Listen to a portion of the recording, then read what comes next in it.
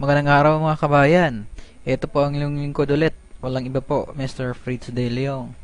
Ngayong araw na to mag-aaral tayo tungkol sa technical side ng ating business. Siyempre, pag may mga katanungan yung mga kabayan natin, mas maganda po yung masasagot natin sila. Kaya sana po marami kayong matutunan. Okay, unang gawin po natin is magsisave po tayo ng gateway natin. Ifo-phone book po natin yan. Kung kayo po ay Sun user, ito po ang mga gateways nyo, yung mga number na po yan. Isisave nyo po, ipapangalan nyo sa phone book is gateway. Kuha lang po kayo ng isang number dyan. Same po dito sa Smart, kung kayo po ay Smart user or Talk and Text user or Red Mobile user. Kuha po kayo ng isang number dito at i-phone book nyo po. Pangalanan nyo pong gateway.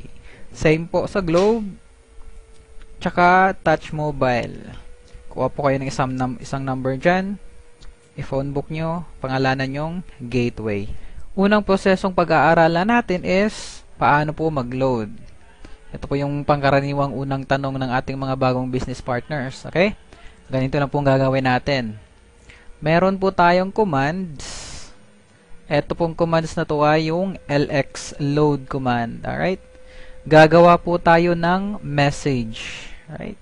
Tatype po natin itong message sa ating cellphone. LX space load space Technopreneur ID. Ito po yung ID number nyo.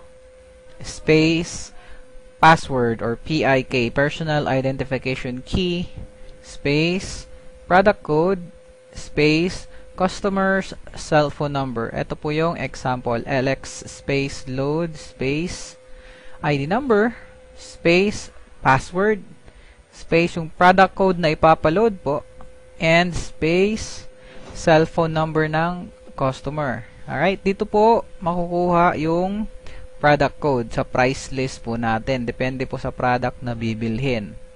Ganito po yung common human error. Nalalagyan po ng space dito. May extra space po dyan. Alright. Pag-load nyo po sa customer, hindi po yun siya maloload kasi merong sobrang space. Kaya make sure walang sobrang space in between or dito sa uli na hindi po natin minsan nakikita. Yun lang po pinaka-importante doon. Pag tama po yung commands natin, okay, make sure isasend natin yung command na yan sa gateway po. Alright? Pag send nyo dun sa gateway, pag tama yung commands, automatic maglo-load agad yun, walang delay. Alright, isa po yung technique na gagawin natin para hindi kayo mahirapan mag-load since commands po yung gagawin natin is gumawa po kayo ng template or outbox or draft. Right? Save nyo po tong LX space load space ID number space password or PIK. Hanggang dyan lang po. Okay? Para kung may magpa-load po sa inyo, i-insert nyo na lang po tong command na to, insert template, hanggang dito po sa password para lalagyan nyo na lang ng product code at saka cellphone number ng customer. Hindi nyo na po kailangan mag-type ng paisa-isa. Okay, i-explain ko po sa inyo kung how the mobile system works. Right. Ito po yung cellphone natin. Ito po yung telco highway. Ito po yung customer or kayo po kung loloadan nyo yung sarili nyo. Ito po yung telco o dito po tayo kumukuha ng product. Let's say ito po yung Smart, Globe, or Sun. Tapos, dito na po yung gateway natin. Alright? Okay, ganito po yun. Kung may magpapaload po sa atin, again, gumagawa po tayo ng command. LX space load, space ID number, password, product code, and customer's cell phone number. Okay? Yan po yung ID number and password. Yan po yung product code. Example, S30X is yan po yung Smart 30 pesos economy load. And customer's cell phone number. Alright, ito po yung gateway. Isa po sa mga gateway ng Smart. Sisend natin yan ngayon. Okay? Dadaan yan sa gateway natin. Okay? I-confirm nyo po kung tama yung ID number, tama yung password, and sufficient po yung balance nyo, yung load wallet nyo. Pag kumpleto po yun lahat, kukuha na ngayon siya ng produkto sa telco, sa smart po, since smart po yung pinapaloadan natin. And then, pag confirm po ng telco, loadan niya ngayon yung customer mo. Alright? Loaded. And then, si telco magko-confirm sa gateway natin na si customer is na-loadan na. Okay? And then, yung gateway natin is magko-confirm po sa atin. Ito po, one new message from LoadExtreme. Magko-confirm siya na na-loadan na po yung customer natin. Again, make sure ng commands na ginamit natin walang sobrang space. Okay? Alright, recap lang. Make sure wala pong sobrang space dito sa huli or sa mga gitna ng commands. Hindi po natin namamalayan kasi pag sobrang space, pag nagsobra yun, hindi talaga maglo-load yung system natin. Ito po yung usually na nangyayari kapag may delay sa pag-load. Di ba po unang-una is magsasend tayo sa gateway papunta dito. Pag na-confirm ni gateway na tama yung information, right? Pag send niya ngayon sa telco, pagpalagay po natin yung telco may traffic or may tinatawag nating congestion. Right? Possible po nag-upgrade yung telco office or meron po silang maintenance kaya po lahat ng text messages nata-traffic. Pag ganun po yung nangyayari, syempre hindi po makapag-load sa customer, hindi po darating muna yung load sa kanya.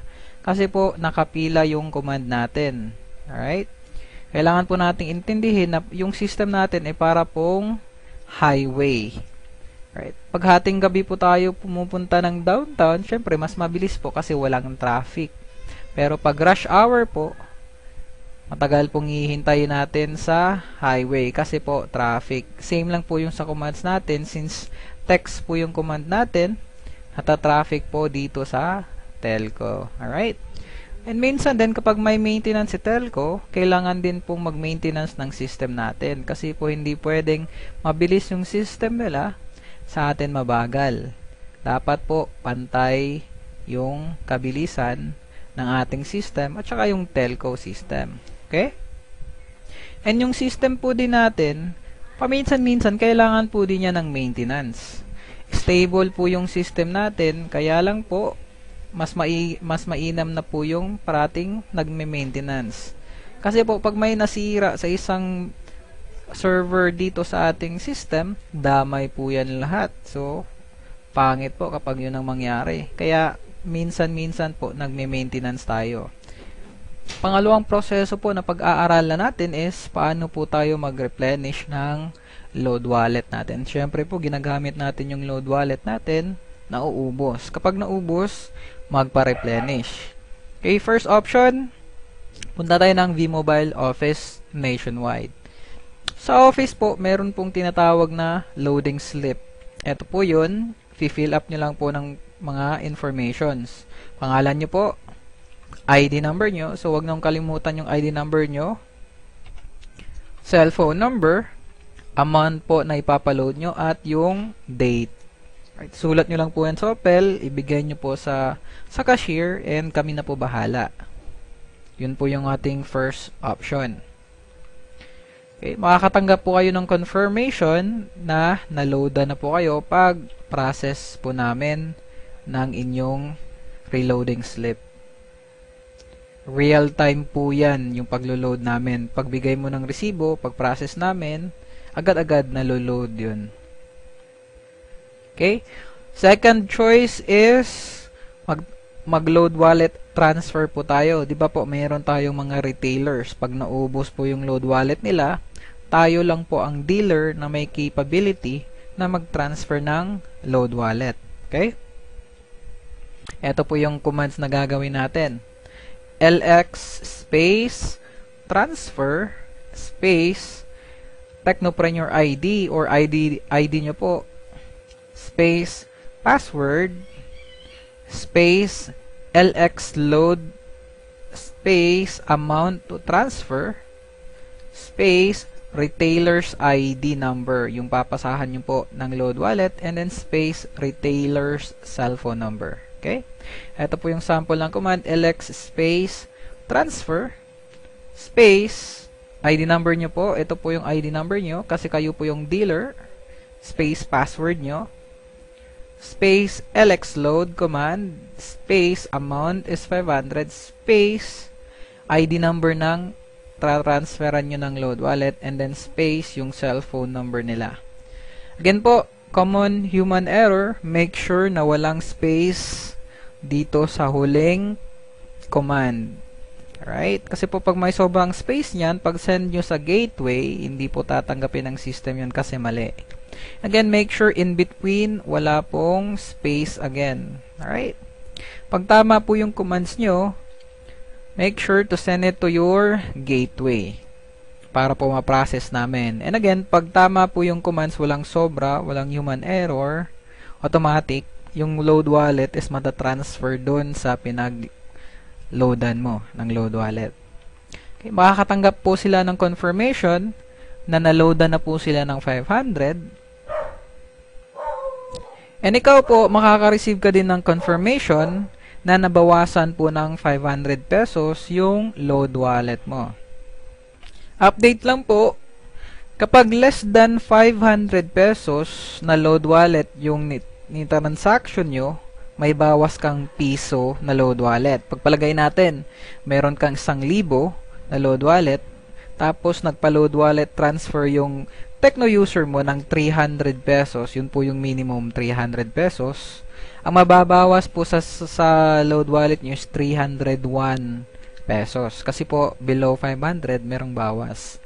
Pero, above 500 pesos po, wala na pong bawas yon. Third option, online conversion. Alright, for dealers lang po to. Punta po kayo dito sa link http mylx.biz. Okay, ito po yung website natin, yung website po natin sa marketing.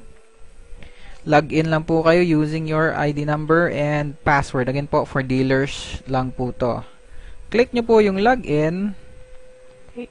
Ito po yung makikita nyong website. Okay. Click nyo po yung convert earnings. Pag-click nyo dyan, okay, pagpalagay natin, ito na po yung income nyo, 26,000, and meron na po kayong 6,500 na na-withdraw. Right, meron kayong 20,000 pesos remaining. Okay. Pagpalagay natin, i-convert natin yan ngayong 20,000 para maging load wallet. So, lagay nyo lang yung password nyo dito, and then, lagay nyo yung 20,000, and then click submit. Ganito po yung proseso niyan. Make sure na na-convert nyo po yung earnings nyo before 7 p.m. Friday. Okay? Before 7 p.m. Friday. Para po, pagka Wednesday next week, mako-convert na po tong load wallet nyo. Darating na po yan. Pagpalagay po natin na late kayo sa pag-convert. Pagpalagay natin, alas 9 na ng gabi ng Biyernes. So basically, darating yung load wallet nyo next Wednesday pa po sa makalawang Miyerkules. Alright, just make sure and please remember, always convert your earnings before 7 p.m. Friday para po may load wallet na kayo pagka Wednesday ng hapon. And ito po yung last option natin for fourth option, bank account deposit. Okay, meron po tayong mga bank account ng V-Mobile sa mga accredited banks. Ito pong First Union Bank of the Philippines. Ito po yung account number. Sa BDO po, ito po yung account number. BPI, ito po yung account number. And then Metrobank, ito po yung account number. Pagpalagay po natin, walang malayo po tayo sa V-Mobile office and wala pong mga dealers na pwedeng mag-transfer ng load wallet and wala pa po tayong income sa marketing natin. So, pwede po tayo mag-deposit sa bangko. Okay? Hindi po yung gagawin natin. First option is Union Bank. Okay?